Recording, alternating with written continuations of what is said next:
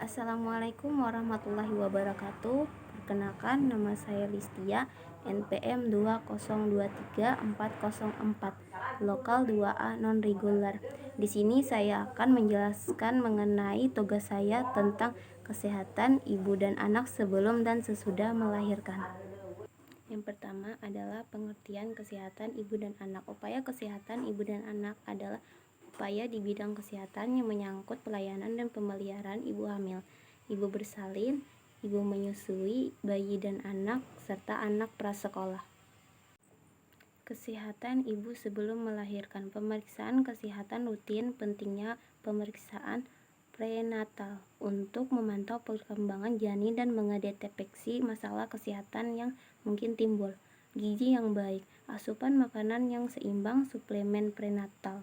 Kesehatan anak sebelum dilahirkan. Pentingnya perawatan prenatal. Pemeriksaan prenatal yang teratur untuk memantau pertumbuhan dan perkembangan janin, serta mendeteksi potensi masalah kesehatan. Selanjutnya, kesehatan ibu sesudah melahirkan, yaitu imunisasi. Pentingnya imunisasi pada ibu hamil untuk melindungi dari bayi, penyakit menular dan berbahaya. Perawatan pasca persalinan. Pemeriksaan pasca persalinan untuk memastikan pemulihan dan optimal dan mencegah komplikasi pasca persalinan.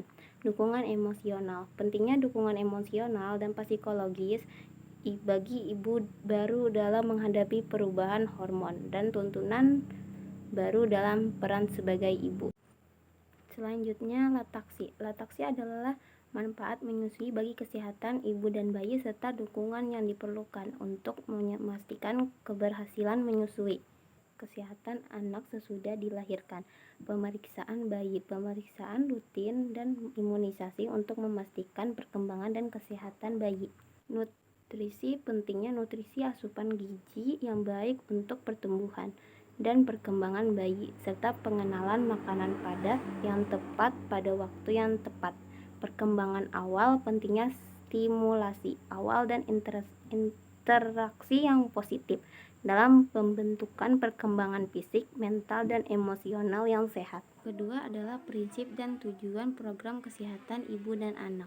Prinsip pengelolaan program KIA adalah penetapan dan peningkatan jangkauan serta mutu pelayanan KIA secara efektif dan efisien. Tujuan umum program kesehatan ibu dan anak adalah tercapainya kemampuan hidup sehat melalui peningkatan derajat. Sedangkan tujuan khusus program KIA adalah yang pertama, meningkatkan kemampuan ibu, pengetahuan, sikap, dan perilaku. Yang kedua, meningkatkan upaya pembinaan kesehatan balita dan anak prasekolah secara mandiri dalam lingkungan keluarga. Yang ketiga, meningkatkan kejangkauan pelayanan kesehatan bayi, anak balita, ibu hamil, ibu bersalin, ibu nipas, dan ibu menetaki. Yang keempat adalah meningkatkan mutu pelayanan kesehatan ibu hamil, ibu bersalin, ibu nipas, ibu meneteki, bayi, dan anak balita.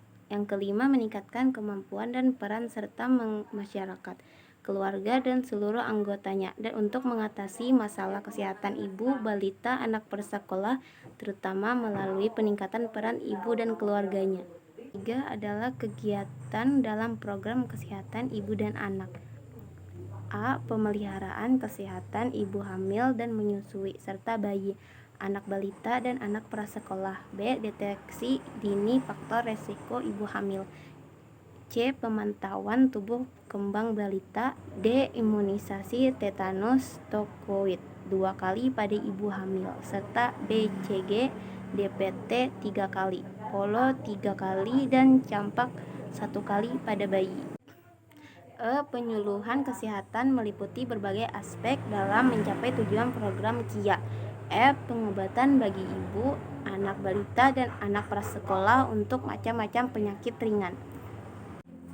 Kunjungan rumah untuk mencari ibu dan anak yang memerlukan pemeliharaan serta bayi-bayi yang lahir ditolong oleh bidan selama periode neonatal.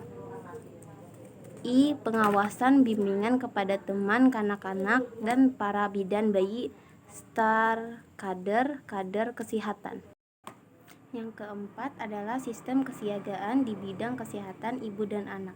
Sistem kesiagaan di bidang kesehatan ibu dan anak terdiri dari 5, yaitu yang pertama sistem pencatatan pemantauan, yang kedua sistem transportasi komunikasi, yang ketiga sistem pendanaan, yang keempat sistem pendonor darah, dan yang kelima sistem informasi KB.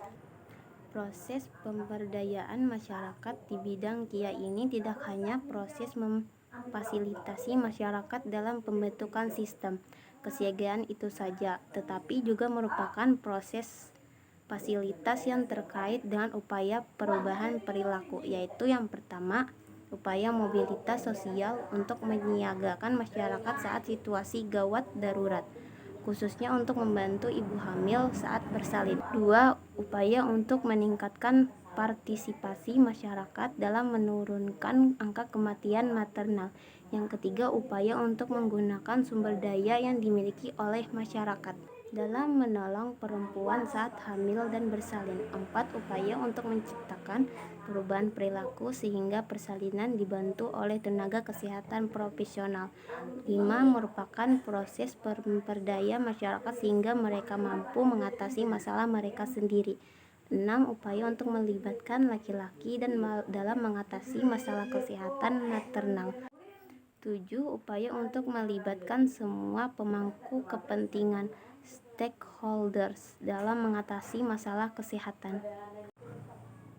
Dalam konteks pembentukan sistem kesiagaan, pertama-tama masyarakat perlu untuk memahami dan menganalisis kondisi kesehatan mereka saat ini, seperti kondisi kesehatan ibu, kesehatan bayi baru lahir, kesehatan bayi, pelayanan kesehatan, dan berbagai hubungan dan kekuasaan yang mempengaruhi kondisi tersebut agar mereka mampu untuk melakukan aksi guna memperbaiki kondisi tersebut berdasarkan analisa mereka tentang potensi yang mereka miliki. Selain itu, warga yang memfasilitasi masyarakatnya membutuhkan pemahaman tidak hanya tentang konsep memperdayakan masyarakat bidang KIA, tetapi juga membutuhkan pengetahuan dan keterampilan penggunaan metode dan alat-alat partisipatif. Jadi, pendekatan yang diaplikasikan dalam pemberdayaan masyarakat bidang KIA ini akan menentukan proses dan kegiatan berikutnya dalam keseluruhan proses pemberdayaan masyarakat bidang KIA ini. Demikian penjelasan saya tentang ibu dan anak sebelum dan sesudah melahirkan. Mohon maaf jika ada kekurangan dan kesalahan saya dalam menyampaikan materi. Wassalamualaikum warahmatullahi wabarakatuh.